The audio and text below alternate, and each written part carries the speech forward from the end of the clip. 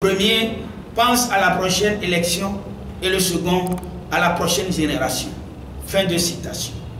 La dynamique Monseigneur Godro n'est pas là pour accompagner un régime illégitime,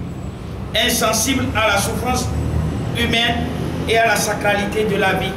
devant lequel les marchés sont incendiés de façon récurrente, à l'instar de celui d'Amo-Oblo le samedi 28 décembre 2024, qui de la situation des droits de l'homme de plus en plus bafouée au Togo depuis les manifestations populaires du 19 août 2017 avec des milliers d'exilés politiques,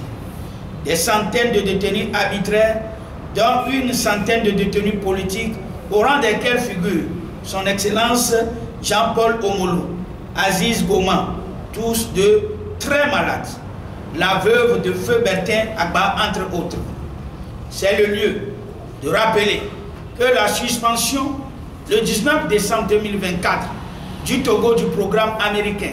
Millennium Challenge Corporation est en lien direct avec le coup d'État constitutionnel et la restriction des libertés fondamentales. La dynamique Monseigneur Godro en prend acte et relève que la nouvelle administration Trump devrait aller plus loin en aidant à la fin de la plus vile dictature sur terre au Togo, vu qu'en 2020, sa précédente administration n'avait pas reconnu la victoire apocryphe de l'invétéré poutiste et chef de gang des consiglières du RPT-Uni. La DMK ne s'inscrit pas dans une tradition électorale bancale et folklorique qui consiste à s'amuser avec la vie et la destinée de tout un peuple. Raison pour laquelle la DMK demande solennellement au souverain peuple togolais d'intensifier les actions de tous ordres afin de mettre définitivement un terme au gang des consiglières RPT-Uni en vue de la mise en place d'une transition politique inclusive dans un bref délai. Au point 3, la sécurité stratégique du Togo à la lumière des tensions géopolitiques et géoéconomiques mondiales actuelles. Les bouleversements planétaires épiques actuels laissent transparaître une révolution astronomique sans précédent sur Terre avec le télescopage d'importants enjeux géopolitiques et géoéconomiques sous tous les cieux avec de graves menaces à la souveraineté des peuples. C'est dans ce contexte que nous assistons à l'effondrement du droit international avec l'impuissance de l'ONU puis des organisations continentales et régionales à résoudre les crises actuelles qui affectent un peu partout la sécurité stratégique des États. De la guerre russo-otanienne à l'embrasement programmé du Moyen-Orient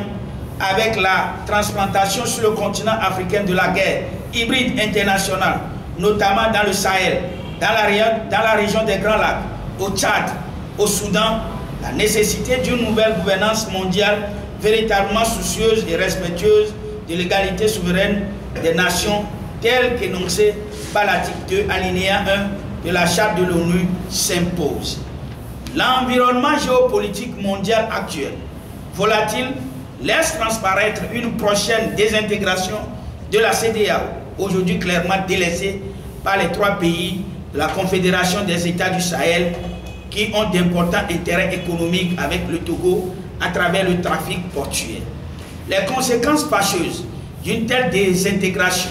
et d'un éventuel embrasement sur les théâtres de guerre, cinétiques, directs ou hybrides, vont indubitablement affecter le quotidien de nos populations qui doivent être préparées à des jours éprouvants en 2025. Des dispositions appropriées doivent être envisagées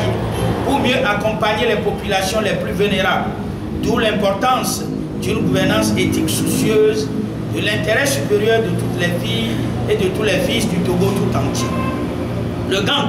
des consiglières du RPT-Uni ne peut aucunement relever le défi devant nous car n'en a pas la légitimité, encore moins les compétences au regard de son passif, d'où l'impérieuse nécessité que le Togo recouvre rapidement sa souveraineté intégrale, gage véritable d'un développement harmonieux et d'une bonne sécurité stratégique. 4. La projection 2025 avec les propositions de sortie de crise de la DMK. L'enjeu de la lutte pour la souveraineté intégrale du Togo est avant tout le développement minimum humain, DMH, qui doit garantir aux populations togolaises actuellement clochardisées les biens essentiels politiques, économiques, sociaux et culturels. Pour la DMK, l'effectivité de l'alternance au sommet de l'État togolais avec le changement de régime demeure la condition sine qua non pour une juste redistribution des ressources du pays entre toutes les filles et tous les fils du Togo tout entier. La restriction fort préoccupante des droits constitutionnels, grevée du refus d'un véritable dialogue constructif pour ramener la confiance dans le pays, n'augure guère de lendemain serein, tant pour les prédateurs coalisés que le souverain peuple togolais qui se doit de déterrer sa volonté et vaincre ses peurs et la force d'inertie qu'elles entretiennent afin de mener l'ultime charge de la libération nationale de la terre de nos aïeux. L'idéal serait la démission dans la dignité de l'usurpateur, dans un souci de préservation de la paix sociale. À défaut, la probabilité d'une chute prochaine de la dictature militaro-clanique, néocolonialiste et multidécennale est élevée en raison des énergies cosmiques et des contingences politiques de l'heure. Dans tous les cas, les perspectives pour l'année 2025 sont belles et les énergies cosmiques qui les portent sont déjà en place pour le grand rendez-vous planétaire du Rainbow Bridge. Avec la chute de la dictature militaro-clanique néocolonialiste multidécennale des Nassimbe, s'imposeront la dissolution de toutes les institutions illégitimes et illégales,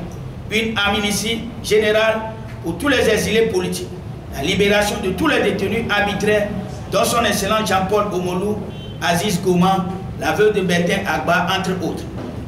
La formation d'un gouvernement devant conduire la transition inclusive souhaitée par tous les Togolais,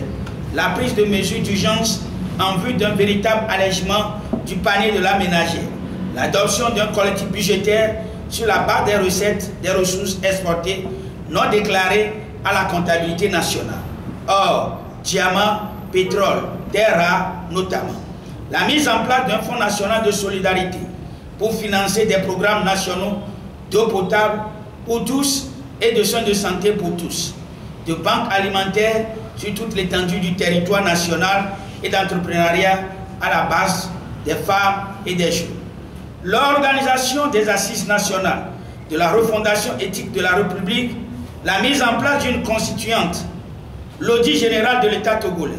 l'adoption du plan stratégique de refondation éthique de la République,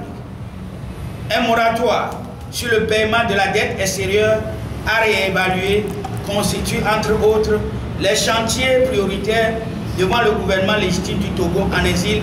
qui est dépositaire de la légitimité et de la souveraineté conférée le 22 février 2020 par le souverain peuple togolais. Nul doute que dans son adresse à la nation du 31 décembre 2024, le président du Conseil d'État du gouvernement légitime du Togo, son excellent docteur Edematou Kouassi, conscient des enjeux devant nous, saura répondre au plus près aux attentes du souverain peuple togolais, désespéré et en quête d'une véritable politique sociale consacrant la sacralité de la vie humaine émue par une gouvernance vertueuse et éthique de la terre de nos aïeux.